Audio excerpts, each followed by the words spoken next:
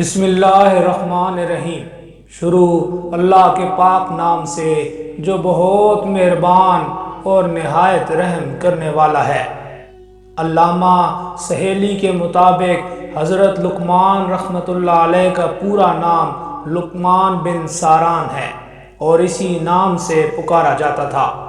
آپ کو حضرت ایوب علیہ السلام کا بھانجا بھی کہا گیا ہے۔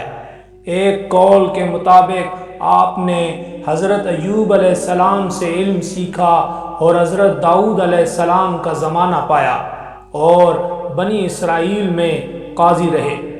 تفسیر ابن کثیر میں علامہ ابن کثیر لکھتے ہیں، حضرت جابر رضی اللہ تعالی عنہ سے جب سوال ہوا تو آپ رضی اللہ تعالی عنہ نے فرمایا، حضرت لقمان رحمت اللہ علیہ پستہ قد، اونچی ناک، موٹے ہونٹ اور نوبہ کے رہنے والے تھے۔ نوبہ اس علاقے کا نام ہے جو مصر کے جنوب اور سوڈان کے شمال میں واقع ہے۔ پیشے کے اعتبار سے آپ رحمت اللہ علیہ چرواہے کا کام کرتے تھے۔ اکثر مورخین کی رائے ہے کہ حکیم لقمان رحمت اللہ علیہ حبشی نسل سے تھے اور عرب میں ان کی آمد بحیثیت غلام ہوئی تھی۔ علماء کا اتفاق ہے کہ حکیم لقمان نبی نہیں تھے اور نہ ان پر وحی نازل ہوئی۔ قرآن و حدیث میں کسی بھی جگہ ایسا اشارہ موجود نہیں ہے جو حکیم لقمان کے نبی یا رسول ہونے پر دلالت کرتا ہو۔ ابو داؤد فرماتے ہیں، حضرت لقمان رحمت اللہ علیہ کسی بڑے گھرانے یا بڑے قبیلے سے تعلق نہیں رکھتے تھے۔ آپ غلام تھے۔ غلامی نبوت کے خلاف ہے۔ انبیاء ہمیشہ اعلیٰ نسل اور اعلیٰ خاندان سے ہوا کرتے تھے، اس لیے حضرت لقمان رحمت اللہ علیہ نبی نہیں تھے۔ حضرت لقمان رحمت اللہ علیہ اپنے ارد گرد کی فطرت کے مظاہر کو بغور مطالعہ کرتے رہتے تھے۔ جانوروں اور پودوں کو دیر تک دیکھتے رہتے، اللہ تعالیٰ کے قوانین کا مشاہدہ کرتے رہتے تھے اور اس چیز تک عقلی رسائی کی کوشش کرتے کہ ان تمام تخلیقات کی بنیاد کیا ہے اور ان کا مقصد حیات کیا ہے۔ ایک دن آپ درخت کے نیچے ہی یہ مشاہدہ کرتے سو گئے، خواب میں ایک فرشتہ ان کے پاس آیا اور اس چیز کا اظہار کیا۔ اللہ تعالیٰ آپ کو حکمت جیسی دولت لامتناہی سے سرفراز کرنا چاہتا ہے، آیا کہ وہ حکمت ہو یا پیغمبری۔ حضرت لقمان رحمت اللہ علیہ نے حکمت کا چناؤ کیا اور اس کے حصول کا اظہار کیا۔ جب وہ بیدار ہوئے تو انہوں نے اپنے ذہن میں تیزی اور وسعت محسوس کی۔ انہوں نے مظاہر فطرت میں مکمل یکسانیت محسوس کی اور اشیاء کی اندرونی مطالب سے آگاہی حاصل ہونے لگی۔ اس پر انہوں نے اپنے رب کا شکر ادا کیا اور اس نعمت پر خدا کی حمد کی۔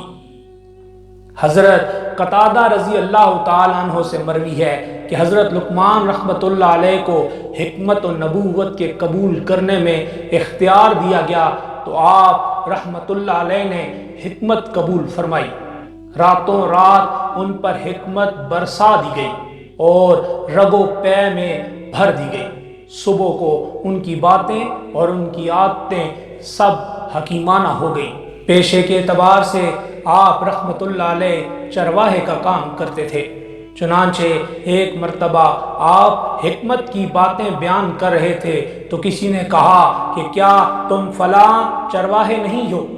تو آپ رحمت اللہ علیہ نے فرمایا، کیوں نہیں، میں یقیناً وہی چرواہا ہوں۔ اس نے کہا، حکمت کے اس مرتبے پر کس طرح فائز ہو گئے ہو؟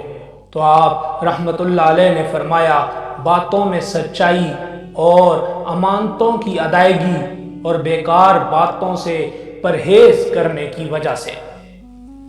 بعض کتابوں میں لکھا ہے کہ حضرت لقمان رحمت اللہ علیہ نے فرمایا، میں نے 4000 نبیوں کی خدمت میں حاضری دی ہے اور ان پیغمبروں کے مقدس کلاموں میں سے 8 باتوں کو میں نے چن کر یاد کر لیا ہے، جو یہ ہیں: جب تم نماز پڑھو تو اپنے دل کی حفاظت کرو، جب تم کھانا کھاؤ تو اپنے حلق کی حفاظت کرو، جب تم کسی کے مکان میں رہو تو اپنی آنکھوں کی حفاظت کرو، جب تم لوگوں کی مجلس میں رہو تو اپنی زبان کی حفاظت کرو، اللہ تعالیٰ کو ہمیشہ یاد رکھو، اپنی موت کو ہمیشہ یاد کرتے رہا کرو، اپنے احسانوں کو بھلا دو، دوسروں کے ظلم کو فراموش کر دو۔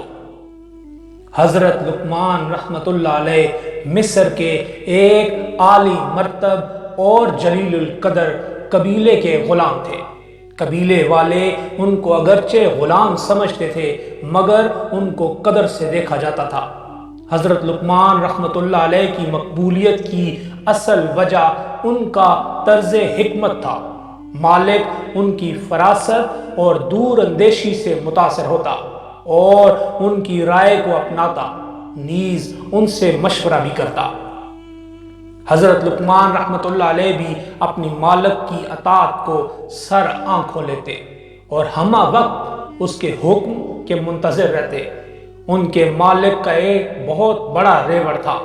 دیگر غلام حضرت لقمان رحمۃ اللہ علیہ سے حسد کرتے مگر حضرت لقمان رحمۃ اللہ علیہ کسی بھی ایسی چال کو کارگر ثابت نہ ہونے دیتے تھے، بلکہ ان کا مالک جس کا نام ایک روایت کے مطابق منیب ہے، حضرت لقمان رحمۃ اللہ علیہ پر مکمل بھروسہ رکھتا تھا اور ان کی بات پر ہی دھیان دیا کرتا تھا۔ حضرت لقمان رحمۃ اللہ علیہ نے 1000 برس کی عمر پائی، یہاں تک کہ حضرت داؤد علیہ السلام کی صحبت میں رہ کر ان سے علم سیکھا، اور حضرت داؤد علیہ السلام کی نبوت سے پہلے آپ بنی اسرائیل کے مفتی تھے، مگر جب حضرت داؤد علیہ السلام منصب نبوت پر فائز ہو گئے تو آپ رحمت اللہ علیہ نے فتویٰ دینا ترک کر دیا۔